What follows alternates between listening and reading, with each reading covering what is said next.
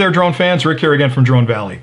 Today I'd like to do a review of another great VR headset, the Dlodlo Glass H1.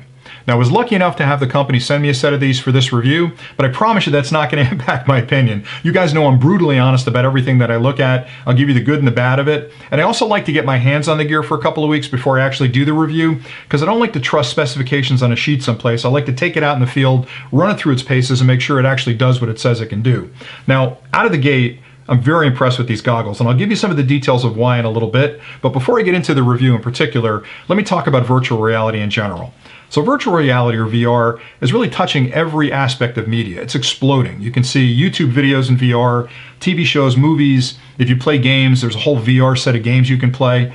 And if you're flying your quad and you want to fly first-person view or FPV, you need some type of device that'll actually show you that content and let you enjoy that content. And really you have two choices there. You have two classes of devices you can use. You can go the dedicated route and look at something like the Vive or the Oculus Rift if you're looking at video or video games. If you're looking at FPV flying, something like that would be like a Fat Shark or one of those dedicated goggles that actually connect up to the controller or the quad and provide that experience for you.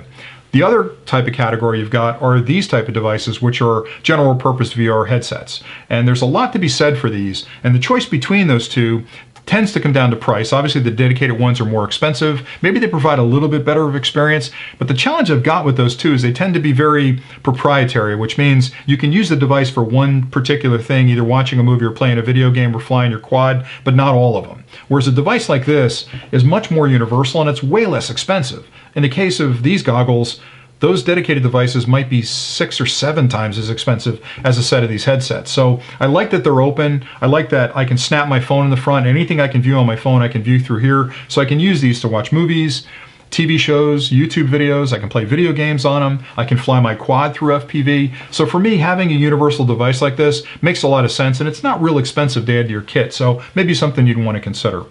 All right, so as far as the Dlodlos go, these are really well built, and I'm going to give you an idea of what's best about them, but let me do the unboxing first. So if you look at the box, and again, I've taken these apart already because I've been playing with them for 2 weeks, so a lot of the stuff that was in the box I've taken out and put together. I'm not a big fan of unboxings, but I wanted to give you an idea of what's inside the box.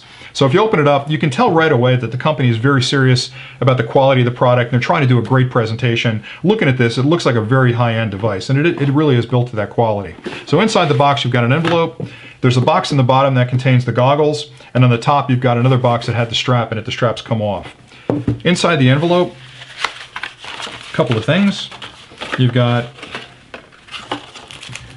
a warranty card, so fill that out, send it in. If you have any trouble with the goggles, the company will take care of you. You've got a full manual, which is really kind of nice, you know, and I've complained about this before with other products. It seems like a lot of companies nowadays want to cut corners. They don't put a printed manual in the box. They send you to some link on their website, and you've got to download a PDF and print it yourself.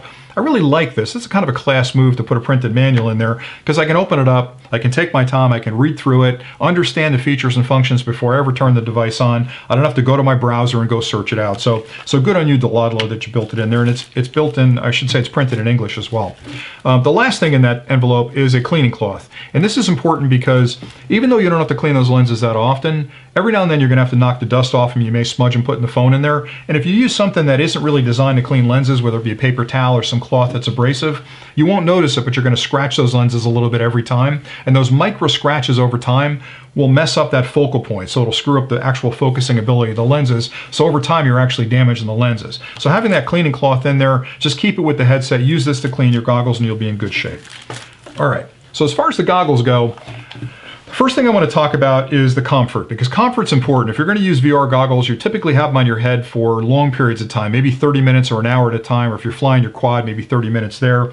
And the comfort's super important. So some of the things that dictate how comfortable they are the straps. That's where it all starts. So what they did with this particular headset is give you both the strap for over your side of your head as well as a top strap. What's nice about these straps is they built in a lot of cushioning. A lot of the less expensive headsets are just nylon straps or expansive straps that fit around your head, and they'll, without the top head strap, will actually sink down on the top of your ears, and they can cut into the top of your ears, and they sit on the bridge of your nose. So over time, you really develop a nice divot on your nose, and you may have some abrasion on the side from the straps, and they cut into the top of your ears. So having that top head strap is really nice because it takes the weight and actually pulls it up a little further on your head, so it's not resting on your nose and your ears. They built in cushioning too, which a lot of the less expensive headsets don't have, and you may not notice that when you first look at them, but having some cushioning in the back where it tightens against the back of your head and cushioning on the top where it rests on the top of your head really makes it a very, very comfortable experience. And really with a set of headgear like this, you want to put them on and within 5 minutes time forget you're even wearing them, because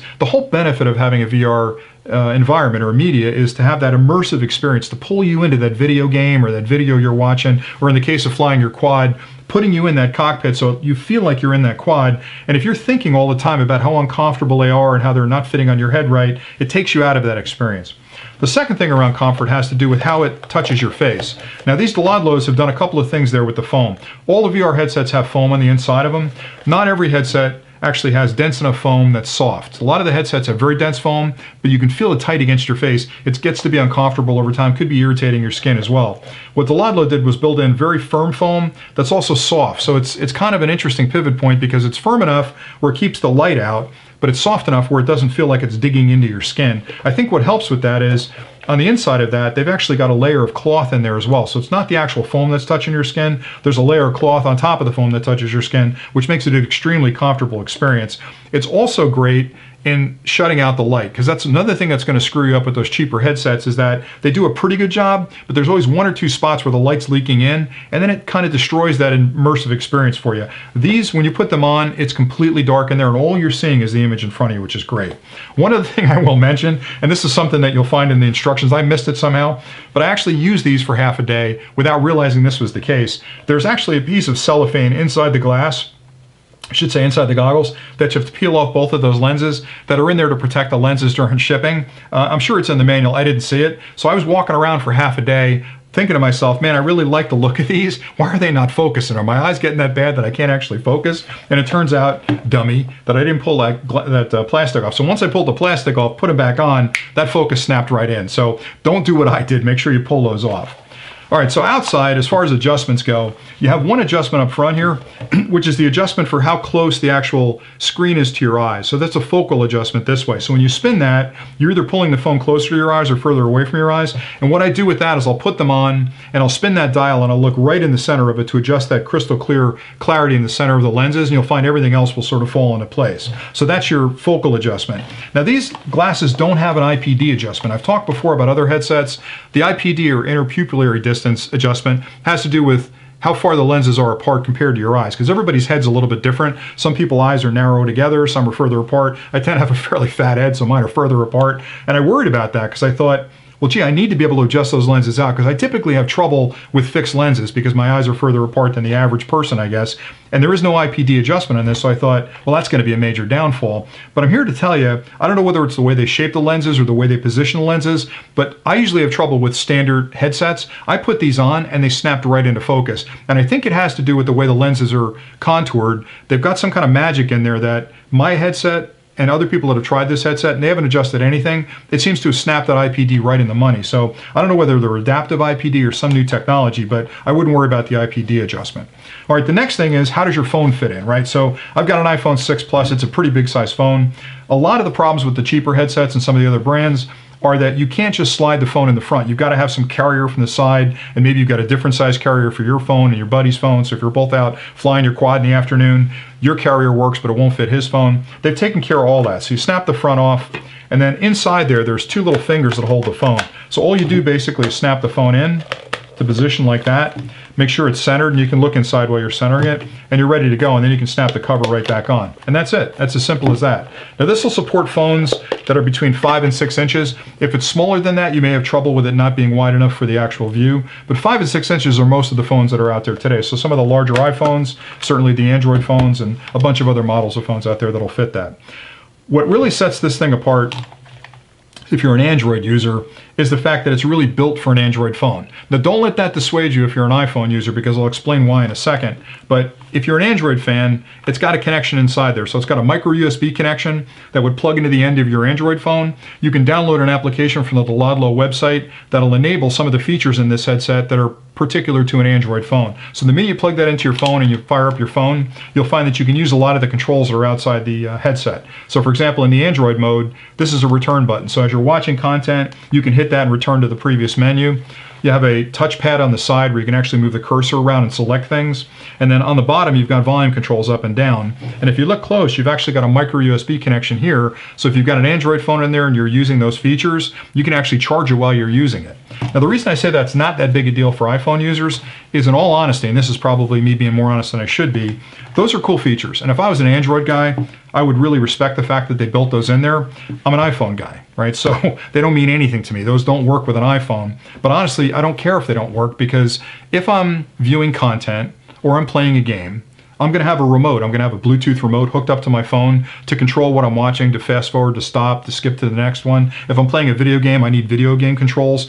None of these things do that. So for an iPhone or an Android, you're still going to need an external Bluetooth device to use some of the advanced functionality of games and things like that. If I'm flying with a quad, I'm not using any of those controls either. I'm using a cable from the phone over to my quad, and that's providing my video interface for it. So for the iPhone guys, I know it seems like a big deal because it's built for an Android fan. And again, if I was an Android user, it would be wonderful to have those features in there, but don't not buy it because it doesn't have those features for the iPhone. They actually make a headset that's built for the iPhone that doesn't provide those features for the Android. So for me, I don't know. I mean, it's kind of cool they're heading in that direction. I just wish that they built, and these guys build, maybe take this as a future feature for you guys from Dlodlo, is build a headset that was rechargeable, that had a Bluetooth connection to the phone, and that would eliminate any kind of personality between Android or iPhone. But be that as it may, these are really geared for the Android market space. But again, don't let that dissuade you, because it does work well with the iPhone. I've used it for a couple of weeks now and actually used an external Bluetooth remote with it. No big deal, worked just great.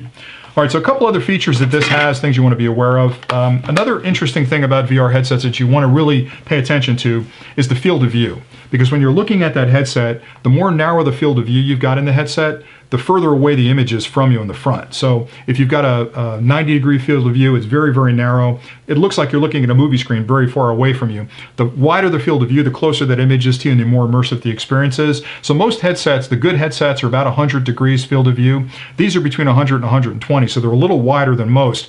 We as humans can see 180 degrees just about to either side. Given 120 degrees field of view draws you in closer to the picture. One other thing I want to mention about features is this unit has a 9-axis sensor in there. So if you have the Android phone and you're playing a game, or you've got a 360 video you're watching, you can actually turn your head and the sensor in there will relate that information to the phone and move the image around. Now again, it's a big deal if you're an Android guy, but if you're an iPhone guy, you have gyros in here. So it's going to do the same thing with your phone by moving the phone around, right? So maybe some of the less sophisticated phones that don't have those gyros in there in the Android space would benefit from that. But for me, it's a cool feature if you're an Android guy, but for an iPhone guy, don't let it put you off by buying the unit. All right, the last thing I wanted to talk about, I think, is the fact that price-wise, these are sort of in the middle of the range of prices. Now, if you search for VR headsets, you can find ones you can build yourself for almost nothing, the Google Cardboard stuff. And really what those present is a dark environment with a couple of lenses that you can smack a phone in the front. And it's an okay experience. I mean, it gives you sort of a feel for VR. On the top end of the spectrum, you can spend a couple $100s on VR headsets. I've seen some that have, ground glass Zeiss lenses in them that are $100, $200 for a headset. And my honest opinion, I've tried a bunch of different headsets on all those price points, even the most expensive ones. The difference between a middle-of-the-road headset like this and those really expensive ones that could be 2 or 3 times the price is not enough to justify the price to me. And I really looked at them side by side, and I'm sort of the same with wine. I drink wine, I like wine. I'm not a wine guy, so I can't tell a $100 bottle of wine from a $12 bottle of wine for most times. So with the headsets, I'm looking at them thinking, these are fantastic.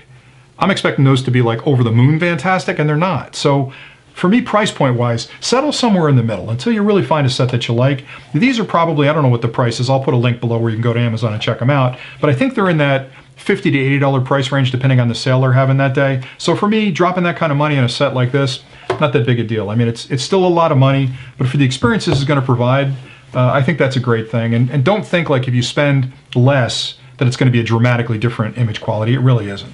So anyway, that's all I had for today. I hope you find these reviews helpful. I've got a lot more stuff I want to go through. I'm going to do a lot more clips on quads and everything else, and I've got a bunch more reviews to do. But for me, this is an emerging marketplace that sort of is at the cross point, or the crossroads, if you will, between VR content that I want to watch and quads that I want to fly. So I'm going to probably do a couple more reviews on VR headsets because you guys seem to like them. If I've missed anything or you have questions on the headset that I haven't answered, drop them in the comments below and I'll get back to you as quickly as I can. Again, I put a link below if you want to go to Amazon and check them out. You can see what the specs are. You can see the pricing. You don't have to buy them there, but you can buy them anywhere you want. But that'll at least give you a link to go there and check them out.